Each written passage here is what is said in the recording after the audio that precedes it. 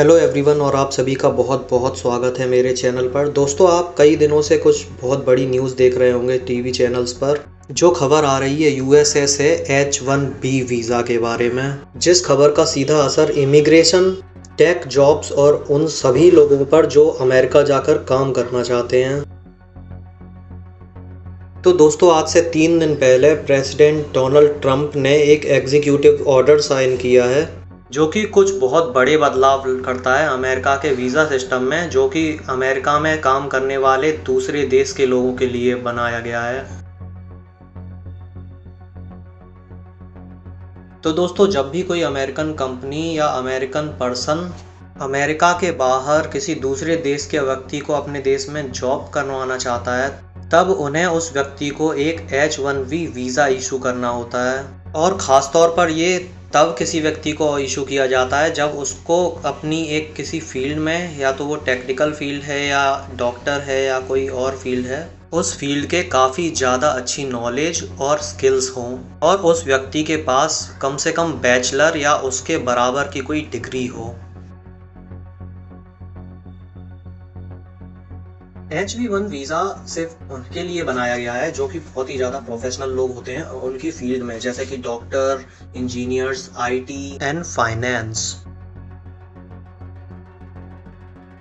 जब भी कोई H1B वीज़ा के लिए अप्लाई करता है तो उन्हें कुछ बातों का ध्यान रखना चाहिए, जैसे कि जो भी कंपनी या पर्सन उन्हें हायर कर रहा है उसकी उनके पास स्पॉन्सरशिप होनी चाहिए, और जिस पोजीशन ऑफ जॉब में उन्हें हायर किया जा रहा है उससे डायरेक्टली रिलेटेड कोई डिग्री या सर्टिफिकेट उनके पास होना चाहिए। अगर बात करें एप्लीकेशन की, तो जब भी कोई एप्लीकेशन कोई फाइल कर रहा है तो उस एप्लीकेशन में उन्हें वर्किंग कंडीशंस, उनकी डेली वेजेस, उनकी सैलरी कितनी होगी, वो सब बताना पड़ता है।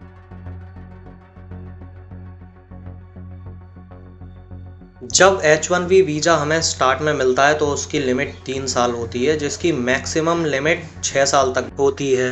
मगर जो लोग अमेरिका में परमानेंट रेसिडेंट होना चाहते हैं, हमेशा के लिए रहना चाहते हैं, उनकी वो लिमिट लाइफ टाइम के लिए बढ़ा दी जाती है। तो अब बात आती है कि यूएसए के प्रेसिडेंट डोनाल्ड ट्रंप ने ऐसा किया क्यों। देखिए, ट्रंप एडमिनिस्ट्रेशन का कहना है कि ये कानून में बदलाव जो किए गए हैं वो इसलिए किए गए हैं ताकि जो कंपनियां हैं, अलग अलग लोग हैं, वो सस्ते फॉरेन वर्कर्स जो हैं दूसरे देशों से लाकर H1B वीज़ा का गलत इस्तेमाल कर रहे थे, और वे चाहते हैं कि अमेरिका के लोग हाईली स्किल्ड जॉब्स जो होती हैं वो अमेरिकन्स को ही दें, और सिर्फ वही हाईली स्किल्ड लोग जिनकी बहुत ही ज़्यादा ज़रूरत है और अपने देश में नहीं होते हैं, सिर्फ वो अमेरिका से बाहर से आएँ।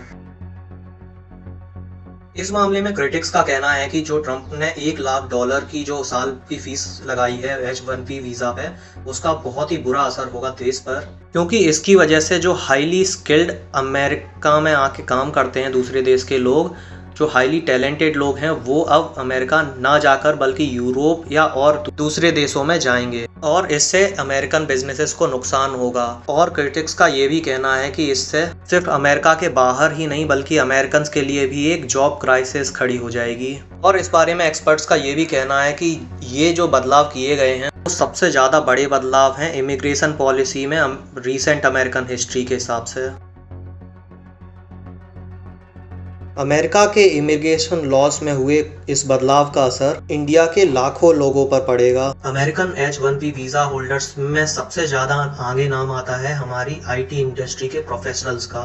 हजारों इंजीनियर्स, प्रोग्रामर्स और डॉक्टर जो अमेरिका जाकर अमेरिका में कमाना चाहते हैं, अमेरिका में रहना चाहते हैं, और रीसेंट ग्रेजुएट्स जो अमेरिका जाकर पढ़ाई के साथ साथ जॉब भी करना चाहते हैं, उन सभी का सपना अब मुश्किल में लगता दिखाई दे रहा है। इस बढ़ी हुई फीस का असर नए एप्लीकेंट्स के साथ ही साथ पुराने एप्लीकेंट्स जो कि अपना वीज़ा रिन्यू कराना चाहते हैं या एक्सटेंड कराना चाहते हैं, उन पर भी होगा।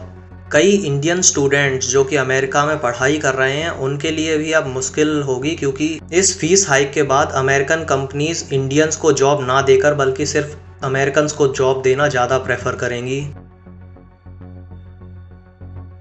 इस बारे में एक्सपर्ट्स का कहना है कि अमेरिकन इमिग्रेशन पॉलिसी में हुए अचानक इस बड़े बदलाव का असर आगे आने वाले कुछ महीनों में साफ दिखाई देने लगेगा।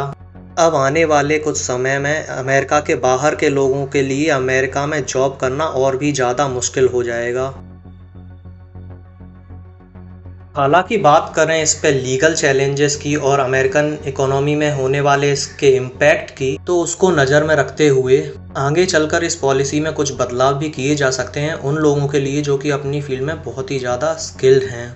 लेकिन फ़िलहाल के लिए अमेरिका का बदला हुआ यही कानून ही अमेरिका में H1B वीज़ा के लिए अप्लाई करने वाले लोगों की रियलिटी है। तो दोस्तों, अमेरिकन इमिग्रेशन पॉलिसी में हुए इतने बड़े बदलाव के बारे में आपका क्या कहना है? क्या ये चेंज अमेरिकन लोगों को जॉब सिक्योरिटी प्रोवाइड करेगा या सिर्फ ये अमेरिका के बाहर के टैलेंट को अमेरिका में आने से रोकेगा? इस बारे में आपका क्या मानना है मुझे कमेंट्स में बताइए। और अगर आपको ये वीडियो, ये एनालिसिस पसंद आई है तो लाइक कीजिए इस वीडियो को, और ऐसा और कंटेंट देखने के लिए सब्सक्राइब कीजिए इस चैनल को। इसी तरह का global updates, informational, educational content मैं आपके लिए लाता रहूँगा।